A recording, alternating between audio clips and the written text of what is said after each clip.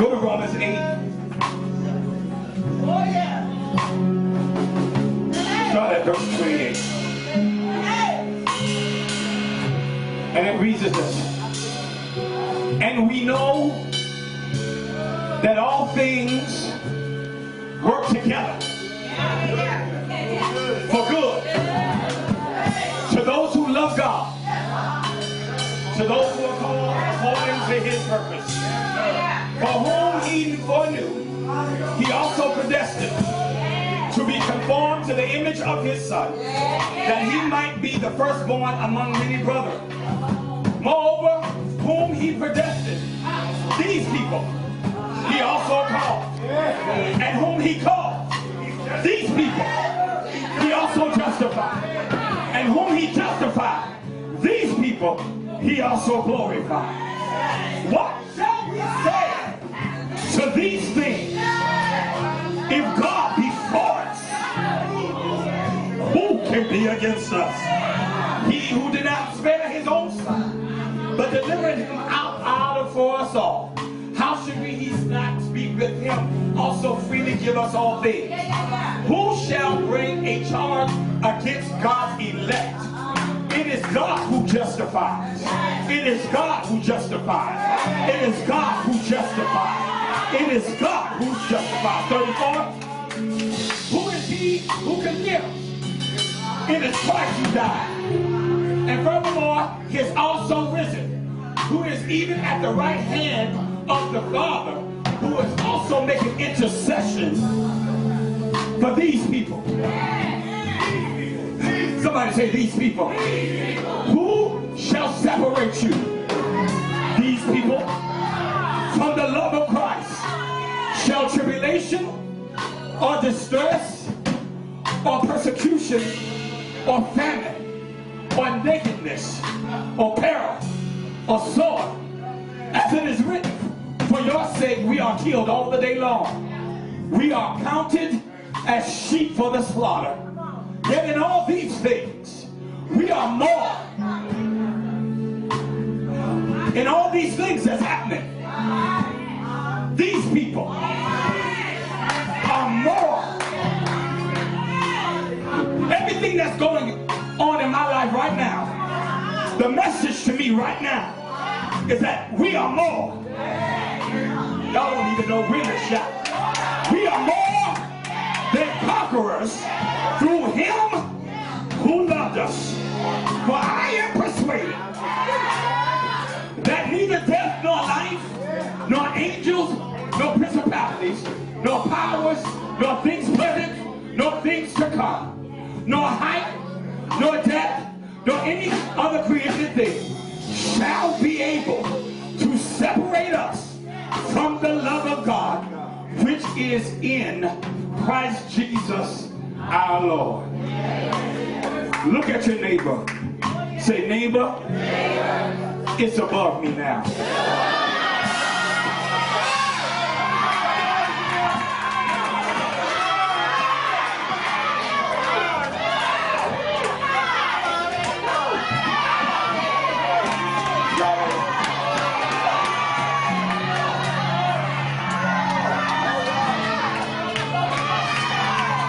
Just slap somebody and say, it's above me now. And give them a shrug.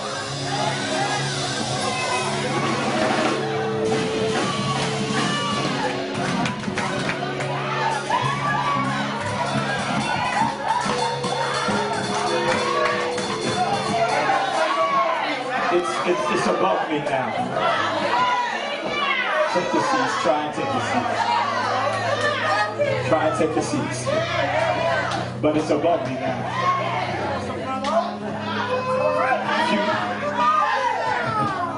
A few.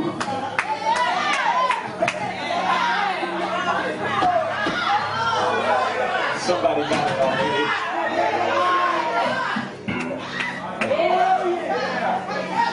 A few weeks ago, Craig Brooks, 26-year-old hotel employee of the Holiday Inn Express, encountered a woman whom he overheard call him a racial slur and a name. And as a result of what she said, he he made a decision not to rent her a room. She ran it, she raved, she cried, she apologized, she brought backup, she played the victim, but his response was, it's above me now.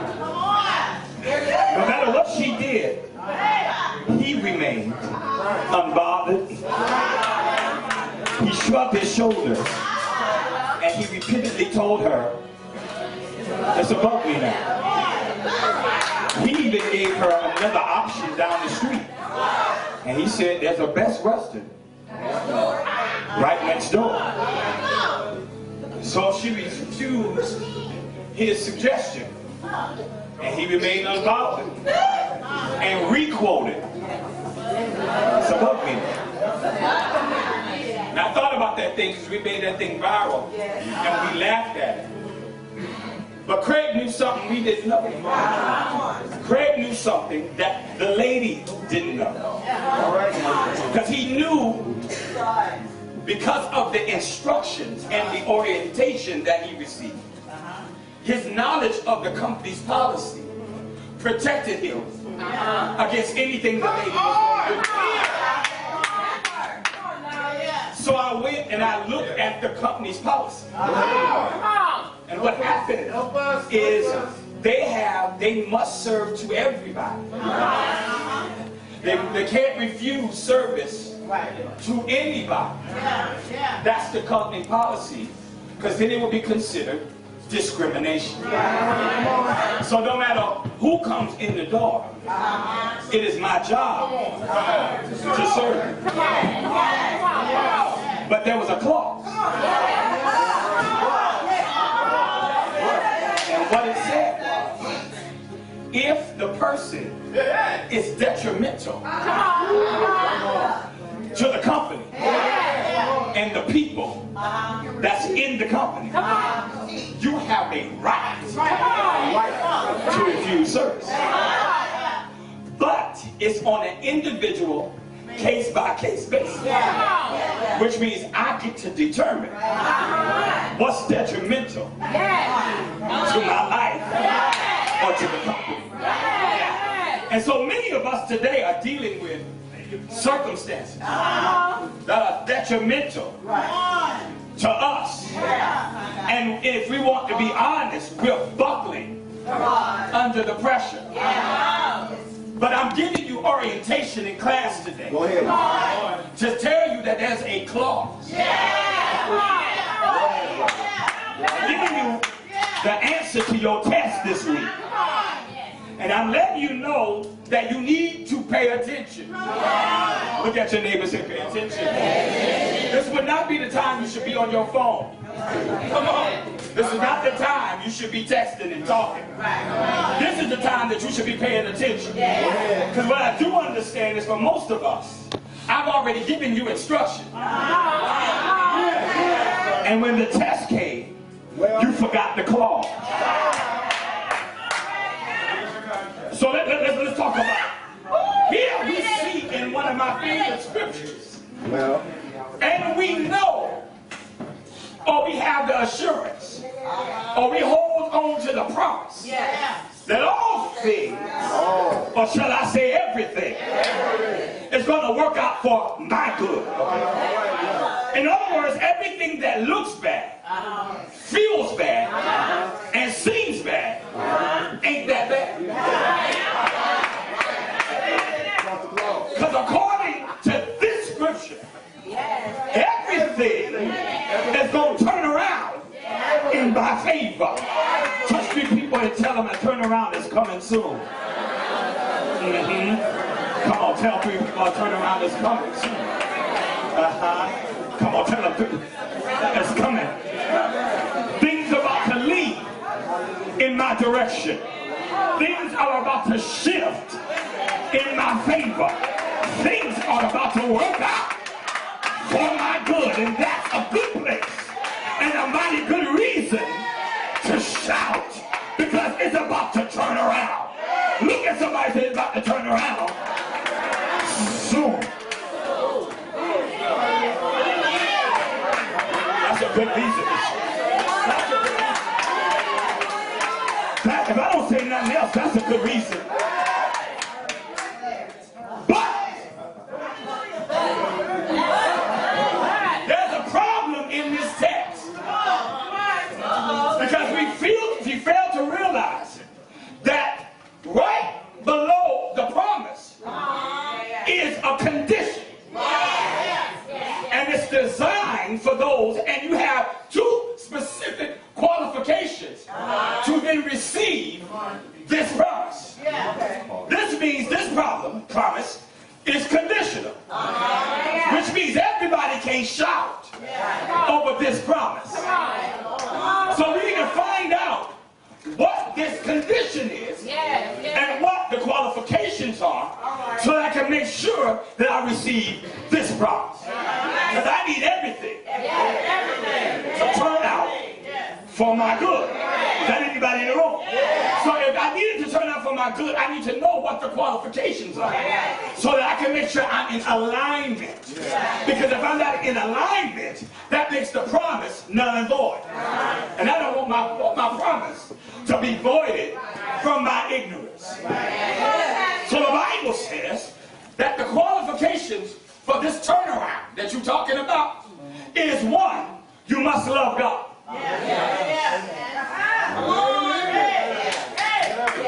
The second one, you got to be called according to his purpose. Let's work. When you talk about loving God, if I poll the room, everybody will raise their hands and say they loved him. Why? Because it's the most important, appropriate response. But I would venture to say 80% of the room have failed to love God properly. Because, and that keeps us from experiencing this promise. Because I can tell you about to defend yourself. I do love God. With a whole neck roll and everything. You got a whole, I love God. You can't tell me. I can't, okay, well, I'm going to prove it. We're going to see if you love it. Because in Deuteronomy, it says, verse 6, let's go to chapter 6, verse 5. It says, and that you should love the Lord your God with your heart. Heart means my affections. Okay, which means my affections can't be misplaced. Which means I need to seek him just like I seek him. Okay, y'all lost it right there. See, if you're in a relationship with someone, you are seeking and you're trying to give your affection.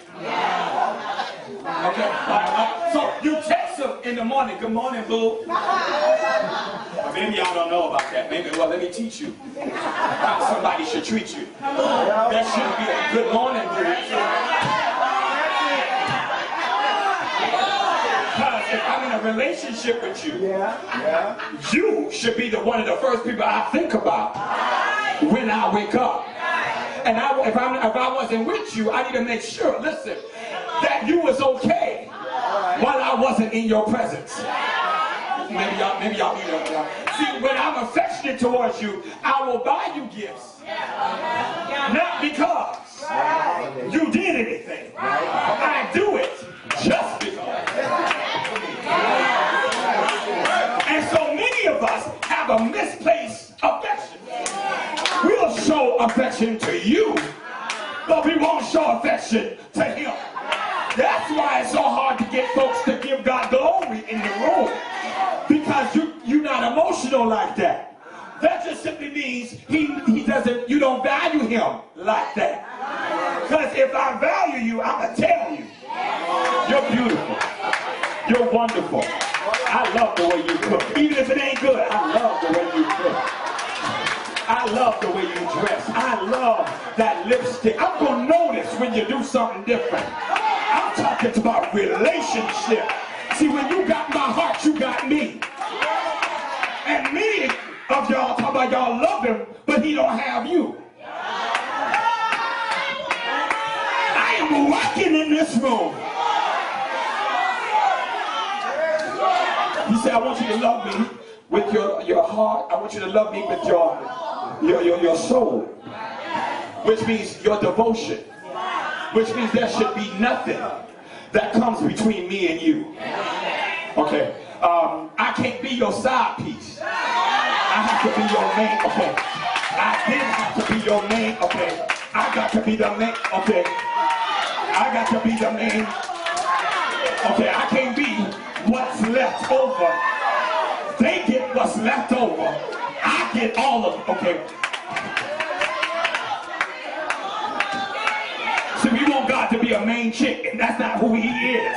He got to be all. Listen, he got to be all, but he don't want none. But you love it. But you let distractions. Okay, all right. And then he said, I want you to love me with all your strength.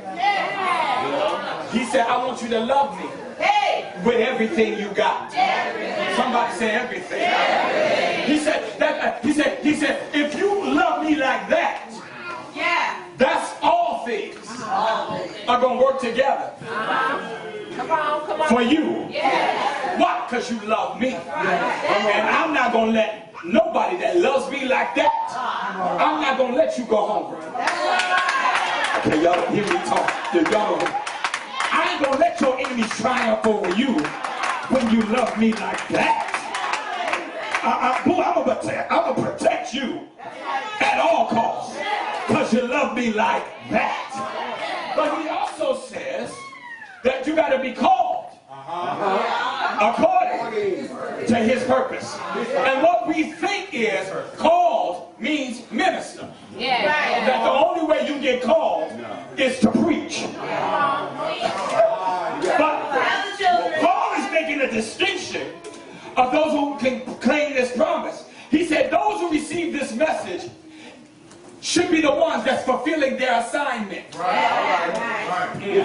So this calling was not an invitation to preach, but it was a summons to those that woke up. It was a summons to those who God kept calling until you came to your senses. Okay, all right. He kept calling you while you were still twerking. He kept calling you while you were still drinking. He was calling you while you were smoking. And at some point, you came to your senses. And there was something that kept drawing you to that knock on the door. He was knocking at the door of your heart. And finally, I'm talking to those who answered the call. That say, I may not be perfect, but at least I answered. I may not do everything right, but I sure answered the call. I may not be everything you think I should be, but I sure answered the phone when he wrong.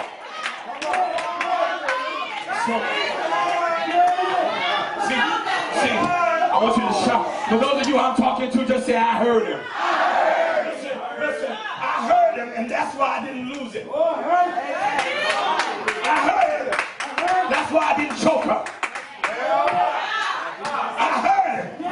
That's how I got off drugs. I heard him. That's how I got out of depression.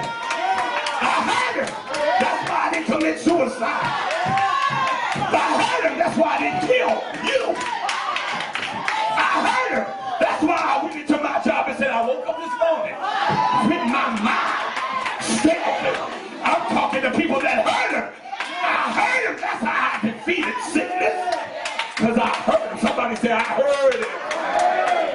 The reason why that is so amazing is that he had already justified me before I even deserved to be justified. So he justified me even before he called me. I was a sinner. He justified me and waited till the call, till I answered the call. Aren't you glad? He waited patiently at the well till I finally got there. Y'all didn't hear me. You might have got there before I did, but I finally got there. You might have been in church longer than me, but I'm finally here. And because I'm here, I got to ensure that I love him. And that I responded to my call. And I'm walking in my assignment. Because the Bible says, if any man then be in Christ, he is a new creature. Which means, when I answer the call, I change position. Did y'all get that? Somebody say change position. I want you to go with me real quick. Tiny don't need it. Hold on for 1 second. I got something for you. I need to do something. God's giving me something that I want you and Thomas to do. Is George still back there? Stay there for a second. So the Bible says, I want you to consider this. Your position determines your outcome. Say your position determines your outcome. Okay, so maybe you should say that to yourself. Say, my position determines my outcome. The Bible says, what shall we say to these things? What I want you to know, what things? All right. It said, what shall we say to these things? What things? What shall we say to these things? What things? The things that I want to work out. What should I say to these things? What things? The things that I want to work out. The things that I want to turn around. The things that I need to come together. The Bible does not say, what shall I say to me? It says, what shall I say to it? The problem is, because we don't know our position, we spend all our days talking to ourselves, trying to convince ourselves that all things gonna work together. But it didn't say, what shall I say to me? It said, what shall I say to it? Okay. George, Thomas, Tiny, come here, please.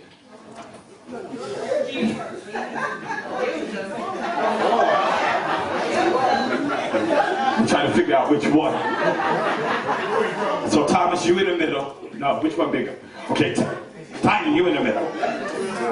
You taller, ain't you? Are you? You just stay over there. Mind your business. Okay, come here. Come here. All right. Okay, David, come here. Stay here. Mike, come here. Stand right here. When I tell you, I want you to then walk behind Devin. Right about. Come here.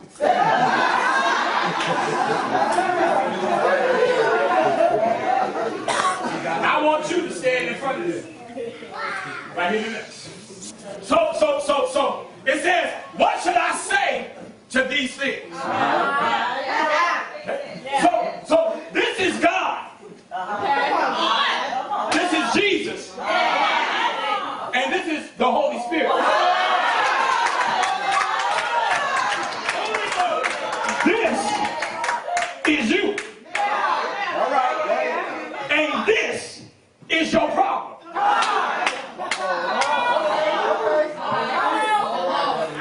What's been happening is this is your problem. And the Bible says you're supposed to tell this your problem. If God be for me, who can be against me? Because you're talking to this problem. You so busy talking to you till you made this problem this big. So now, instead of looking at this problem, what you see is this. This is bigger than you. Not because it started off bigger, is because you made it bigger. Because you're too busy looking at what you can do, and you forgot what they can do. Because at the end of the day, no matter how big you are, they're bigger than you. They did not get that hold on. When you put things back into perspective, you'll realize that this is your enemy. Dummy, get yourself together and start talking to the problem and say, what should I say to these things? Go back. If God is for me,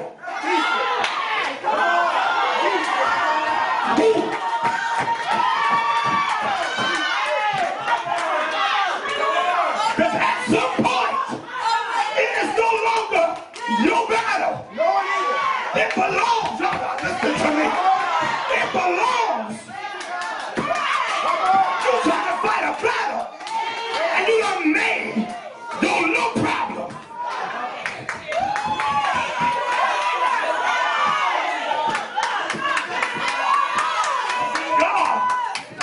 When Jesus and when the Holy Ghost get involved in your problem, you can stand there boldly and say, bring it on. You can stand there boldly and say, you uncircumcised. You come against me with sword and spear, but I come against you in the name of the Father, the Son, and the Holy Ghost. And at the name of Jesus, everything.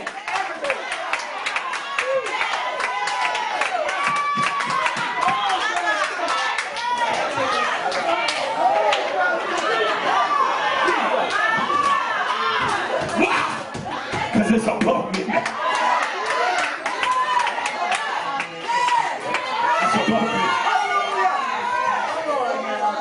My problem ain't on my level, and I'm sitting there tripping over something that I ain't even supposed to be fighting.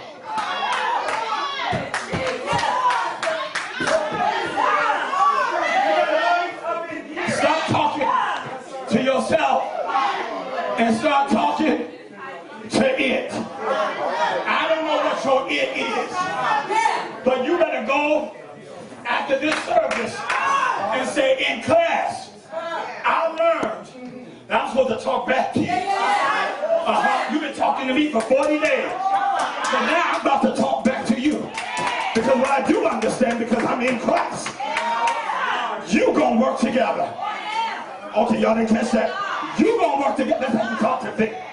You're gonna work together, and it's gonna be for my benefit, which means I'm gonna get a reward just by dealing with you. The fact problem that you came into my life, you were bold enough to sneak up in my house. You were bold enough to sneak up in my finance. What I'm going to do is I'm going to let you understand that what's going to happen next. Okay, you're going to have to pay me double for what you stole, baby. Talk back to it. Somebody say talk back to it. I'm just talking to you.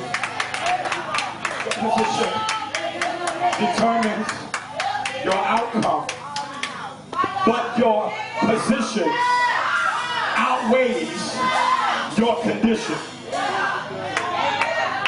What I said was, your position determines your outcome, but secondly, your position outweighs your condition. Let me say that again.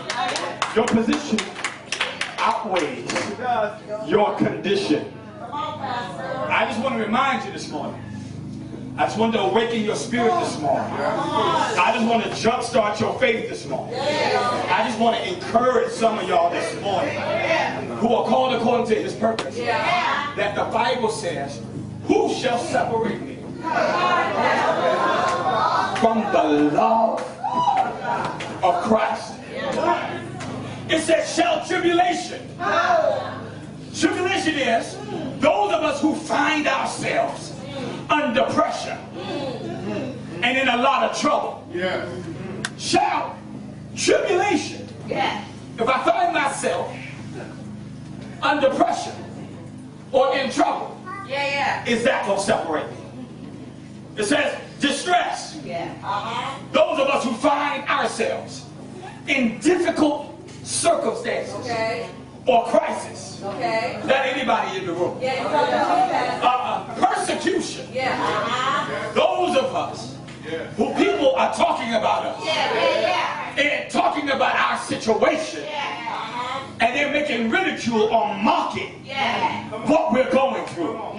Shall famine, scarcity, or lack in my finances, lack in my joy, lack of my peace, anything that I'm deficient in. It says nakedness. Those who have been exposed or made to feel ashamed should peril. Those who feel like they're in danger or that life has threatened them should soar. Anybody who has decided to be violent against us. It says, should any of that separate me from the love of Christ? Because all of those things are conditions. And those are conditions that if you're in Christ, you're going to have to face. We have lied to you, church, and made it seem as if you are in Christ, God is going to protect you from all of the conditions. But there are some conditions that you cannot rebuke. Okay, can I prove it to you real quick? Can I just take a side note? Jesus was on the boat and said, let's go to the other side. He said, let us go to the other side. And he got on the boat. Okay, I'm going to say that again. He said, let us go to the other side. He got in the boat. Let us go to the other side. And he got in the boat. And y'all not ready? He said, let us go to the other side. And then he got in the boat. He did not say, let us go to the other side, comma. He said, let us go to the other side, period. Period means it's the end of a thing. Period. Okay. Let us go to the other side. Period. You see that? They don't see it yet. Jesus is on the boat. And a storm came.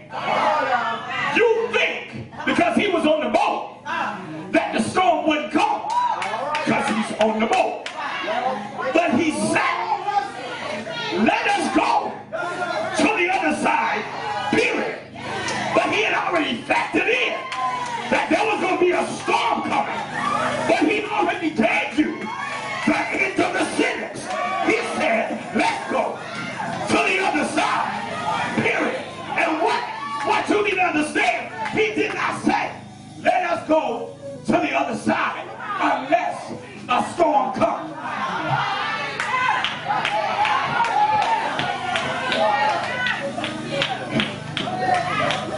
He said, you will be blessed in the city, blessed in the field, blessed when you come, blessed when you go, period.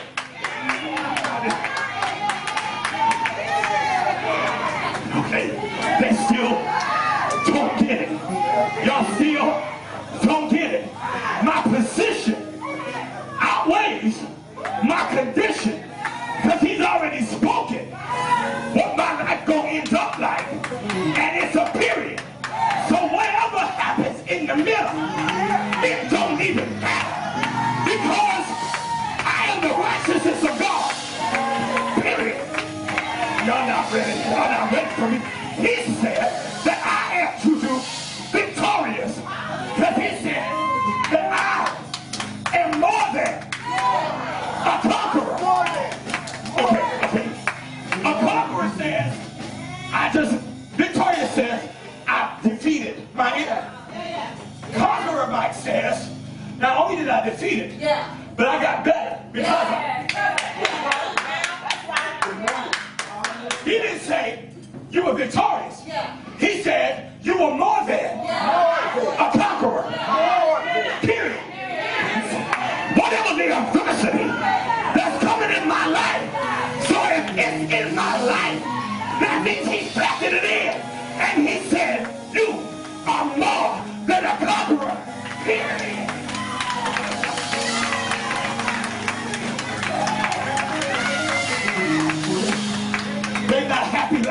they should be happy. Because if I realize that this was planned and I'm going to come out on the other side with victory, I won't be sitting here looking at you. I will be going, period. I will be talking to my enemies right now, saying, keep on walking, keep on talking, keep on talking. Because at the end of this day, he going to prepare a table in the presence of my enemy.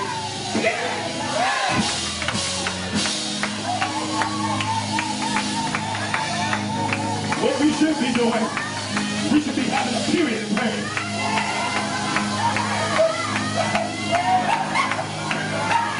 We should have a period. You should go to your job. I think that I can run this dog if I want to.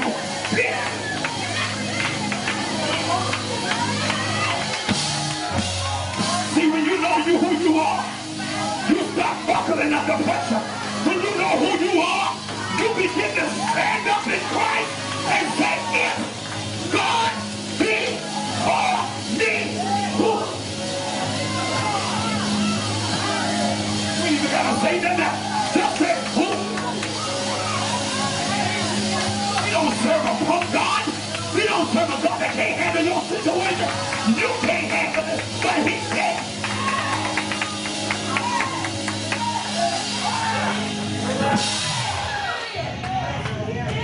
I wish somebody just shout out, period. There's a word that has been spoken over your life, and it's going to come to pass.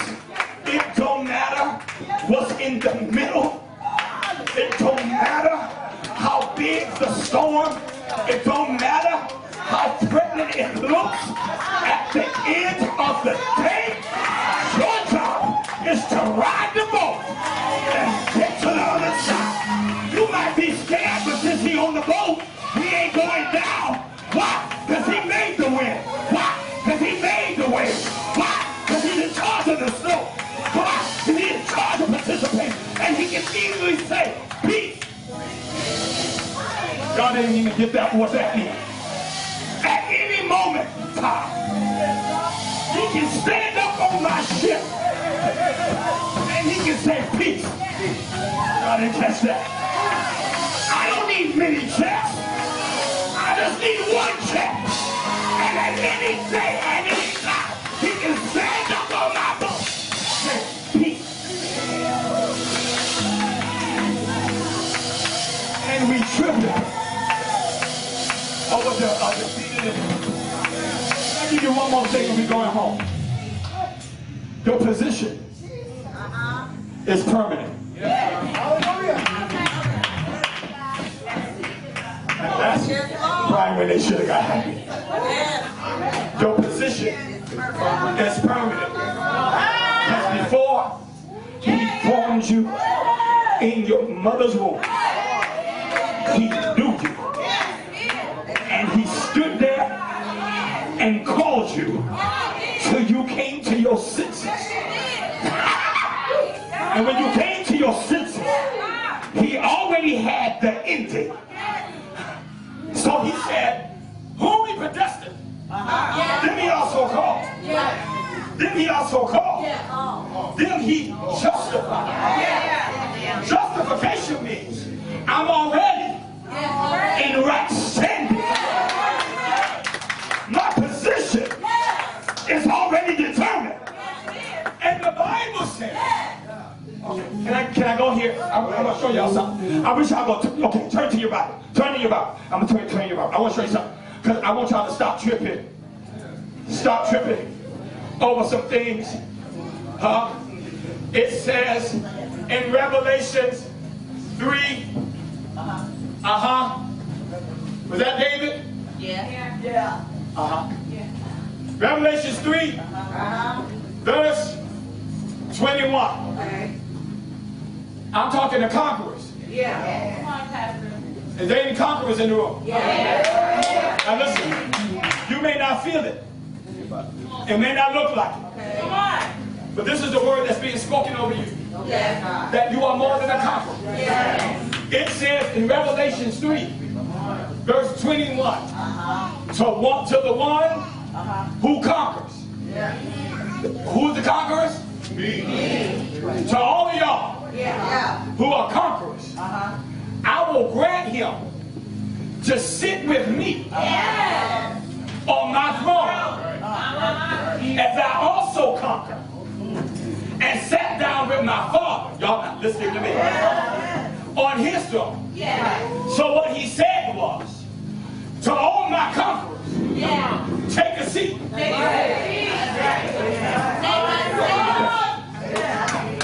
To all of you who's standing up trying to fight your own battle, you're trying to tell you to sit down.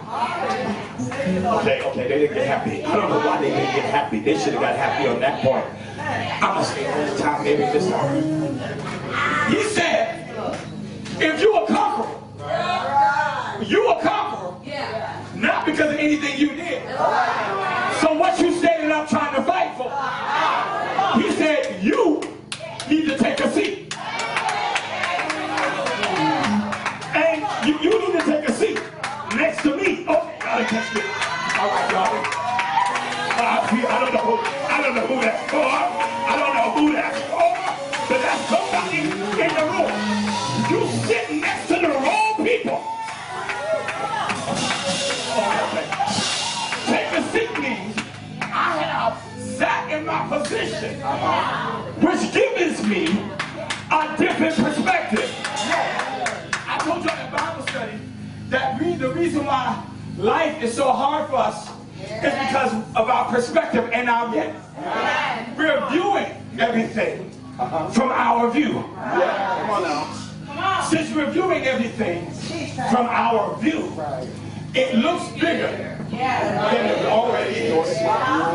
It's not that big, but what I can't see behind it, it's bigger than it already is.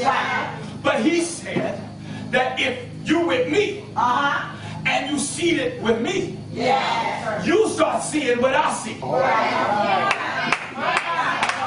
And since you mine, you will never see defeat through my eyes. Okay, let me read that. You'll see the circumstance for what it is. It is a tool that you get to put in your bag for your next level of oil. Because many of us, we want a mic, but we don't want no oil. We want to preach, but we don't want no oil. We want to pray, but we ain't got no oil. But what the problem is going to do is give me another flask for my oil.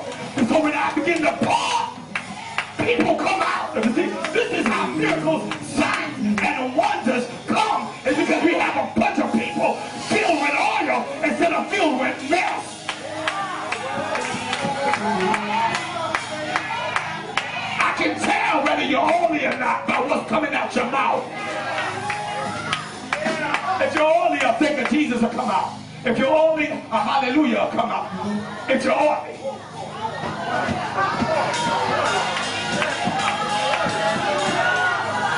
A hallelujah, where is it? Where are my other people? Where are my people that say I went through the storm, but I made it? Where are my people that say if it had not been? I'm talking about all the people that say I don't know God through my grandmama. I know God for myself. Even if my grandmama ain't here, I can be able to say, Sal, rise up and walk down. Get yourself up. Get yourself out of the bed. Because nothing can snatch me out of his hand.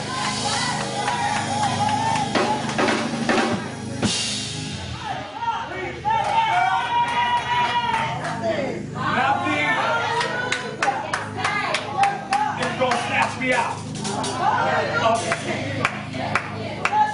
Nothing is going to snatch you out of his hand. Nothing is going to snatch you out of his hand. Even if it starts tugging, because I got on. And because I'm your under shepherd. And because I'm praying for you, I ain't letting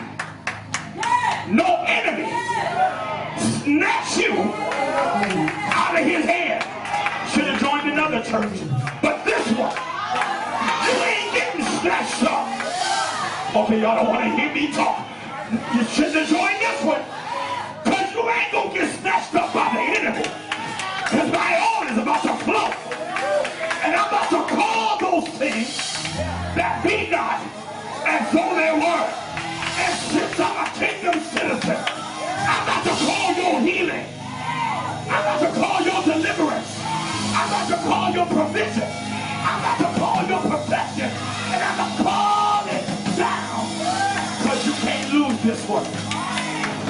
You will not lose.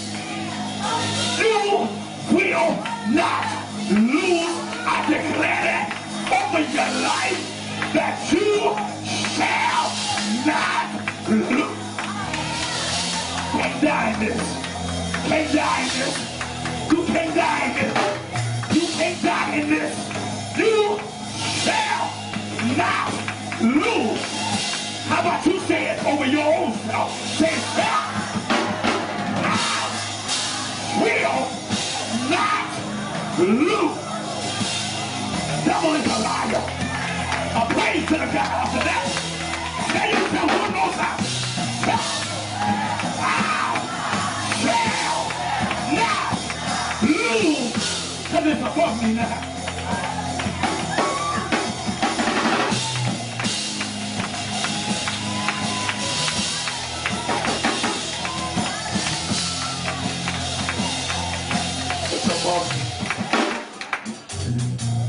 I ain't got to handle it. I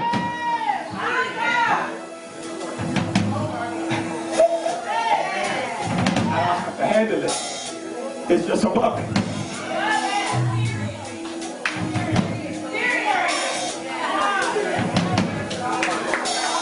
I wish. I don't know if y'all got it. Lavonda, I hope they got it. I know you got it. Can I? Is there anybody that say, I got that one today? If you don't preach another message, I got that one. That at the end of the day, I'm going to look at my circumstance and say,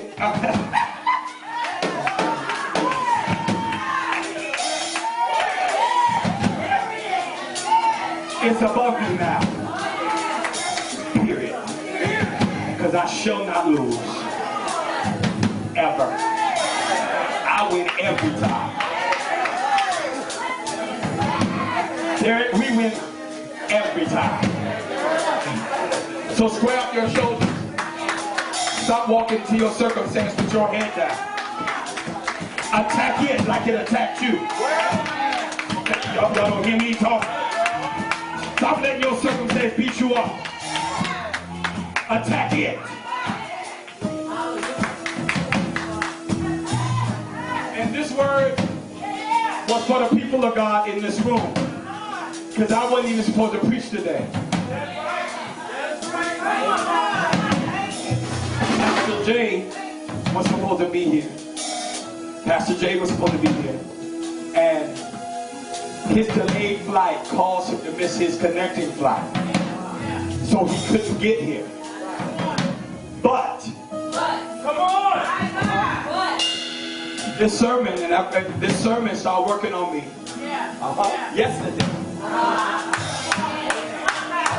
And he said, I said, this title is stupid.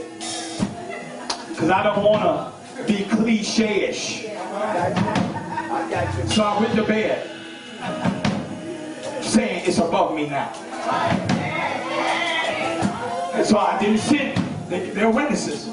I sit my sermon this morning because I woke up at 4:30.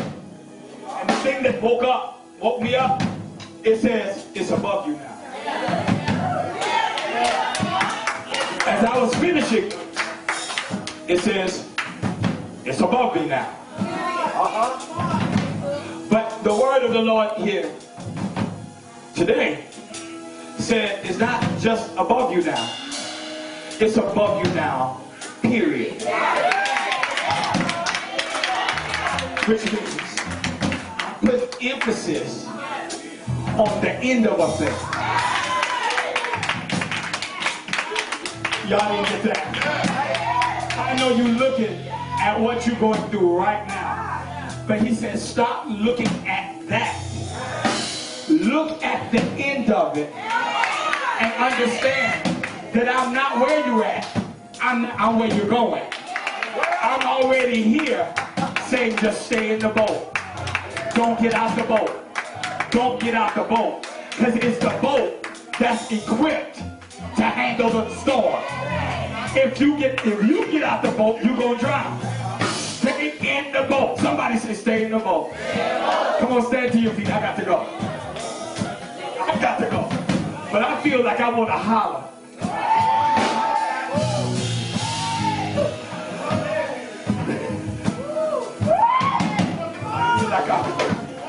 Because some things I've been going through, I've been looking at it head on. But he told me I got to take flight. And what I understand is worship causes me to go higher. So I got to make sure I change positions. Is that anybody? I got to change position. Now, how do you change positions? Is if I want to go higher, I got to go lower. Many of us forget prayer. We talk to everybody except the one that can deal with the situation at hand. But what he's saying is, if it's going to be above you, it has to be below you. Did y'all hear what I just said? That was prophetic and profound. If you want it to be above you, it has to then be below you. So lift your hands. God, we thank you. Thank you for this word that you sent it on today. And we know we have the assurance. We have the knowledge. And now we have the revelation that all things are going to work out for my good.